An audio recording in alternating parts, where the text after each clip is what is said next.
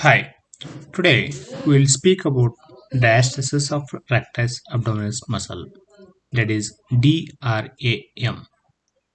Myself, Dr. Praveen here. So, in case of pregnancy,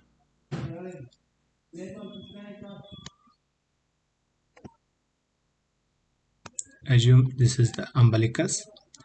The recti muscle, which are situated on the either side of the umbilicus, they'll move apart. As per the definition, if this gap is more than 2 cm, then we call it as DRAM.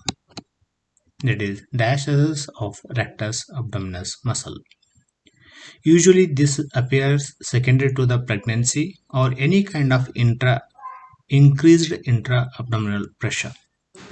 We can call it as diastasis of recti, that is rectus muscle, or rectal diastasis, rectus diastasis, or diastasis of the rectus abdominis, diastasis of recti, abdominal diastasis, abdominal suppression, diastasis of recti abdominis, separation of recti, separation of the rectus abdominis, divarication of the recti. See, only the two terminologies we get, that is, one is diastasis or divarication. So moving apart, that is the meaning of the both the terminologies, or staying apart, that is the diastasis, moving apart, divarication. So either we can call it as a divarication of the recti muscles or diastasis of recti abdominis. What exactly? This is characterized by thinning or widening of the linea alba. So between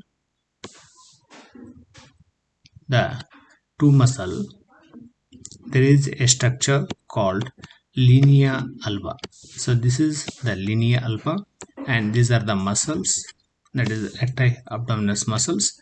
So thinning, that is the structure which is present between or holding the two rectus abdominis muscles, that is linea alba. So this is thinning and widening of the linea alba combined with the laxity of the ventral abdominal musculature is called as rectus abdominis. Usually this is because, as I told, increased in the intra-abdominal pressure. Once again, particularly secondary to the pregnancy. This is characterized by gradual thinning. So this is not a sudden onset. Gradual thinning and widening of the linea alba combined with the general laxity of the ventral abdominal wall muscles. Though, so musculofacial continuity will be there of the midline and subsequent absence of true hernia sac. So this is the differentiating point between the DRAM, that is diastasis, and hernia. So what is the difference? See, musculofacial continuity will be there in the DRAM, so which is usually lost in the hernia. Okay, that's why this is not the hernia, this is the diastasis, and there won't be any hernia sac here.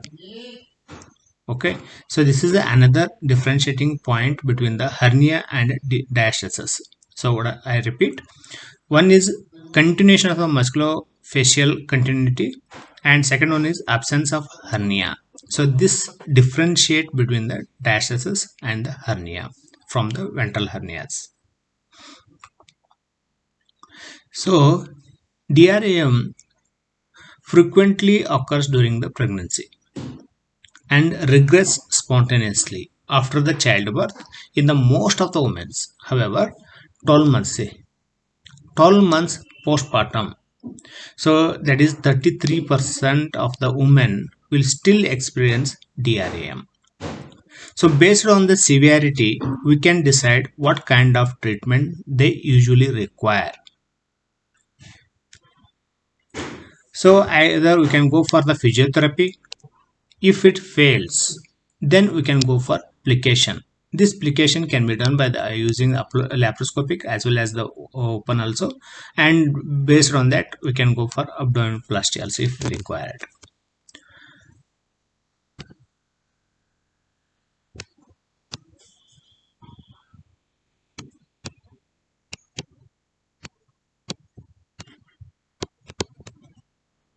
So this is the umbilicus. So there will be a laxity here. So how it looks on the transverse section, it almost looks like this. So this is the rectus abdominis muscle.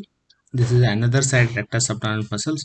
So there will be a laxity and thinning and widening of the lineal will be there. So usually on the transverse section, in the transverse section, it looks like this. So where the two rectus abdominis muscles are staying together.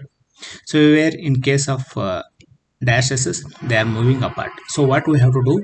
So you just take the mark the margin of the two muscles, okay, which are moved apart, and plicate it. Put a simple interrupted suture or put it as a continuous suture. Plicate it and tie in between. Continuous locking also we can use, continuous suture we can use, or else simple interrupted we can use. So suture material usually we choose as non-observable suture material, and another method is we can go for the hernia method also, that is by using the mesh reinforcement.